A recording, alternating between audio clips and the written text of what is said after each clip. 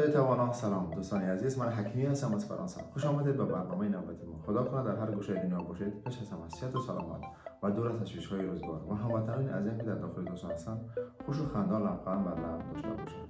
دوستان عزیز، بسیار عذر زیاد میخوام پیش از برنامه شروع کنم، چون برنامه خیلی هم دیرتر نشر شد و چون در این هفته ما خیلی دستمون بند بود، سه کار بودیم و خود کمکی دیرتر شد و آغاز میکنم با برنامه نوبتی دوستان عزیز. پیش از من باید بگم که این برنامه را به خاطر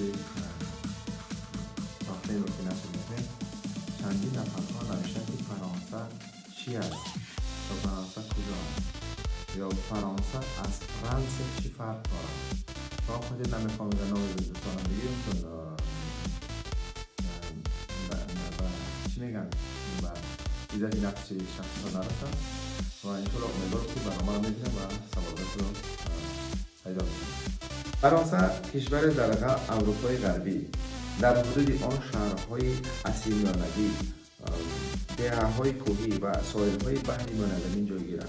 پاریس پایتخت فرانسه میباشد با خانه‌های مد، قدیمی‌ترین آثارخانه‌های صنعت از جمله موزه مشهوری لوور و یادگاری‌های با مانند برج ایفل محض در همین شهر جایگیر شده‌اند.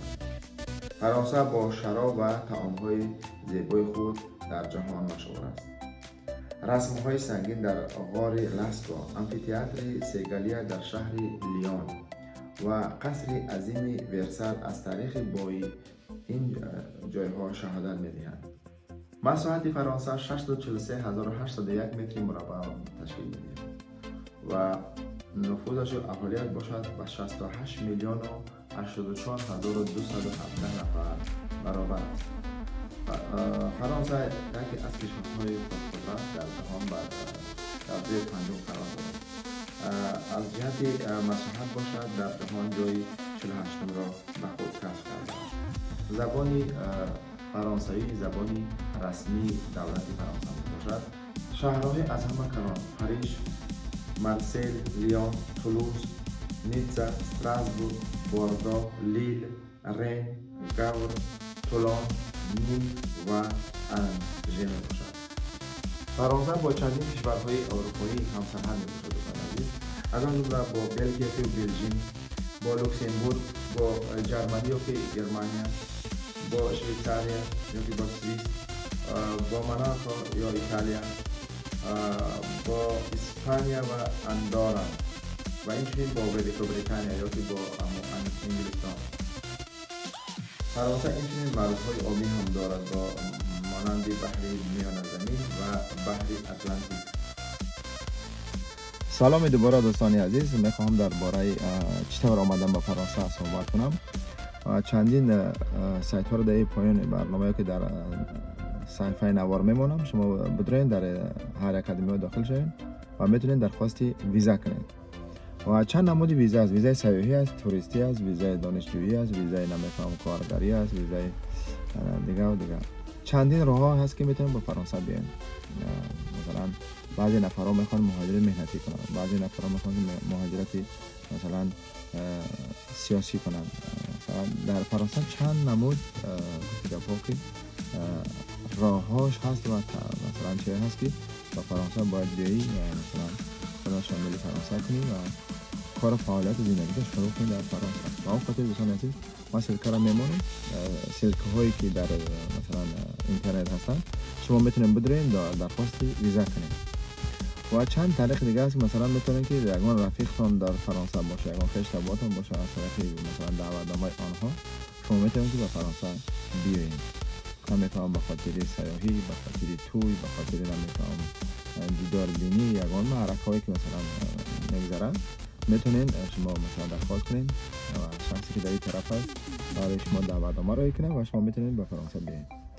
دیگه بگذاریم از این حرفا. فرانسه رو چنانچه گفتیم یکی از کشورهای خیلی پرقدرت و اقتصادی بالا داره و در جهان جای پنجم میستد و فرانسه یکی از کشورهایی است که امکانیت وسیع تر است. یعنی چی میگن کشوری امکانیت هاست، کشوری مثلا خودسازی است، کشوری خودکفایی است، مثلا کشوری آزادی است. مثلا دولت فرانسه جدا از دین است، جدا از رای است. یگان دین آیین در فرانسه رسما نیست، چون دولتی چی میگن حقوق بنیاد دنیوی است.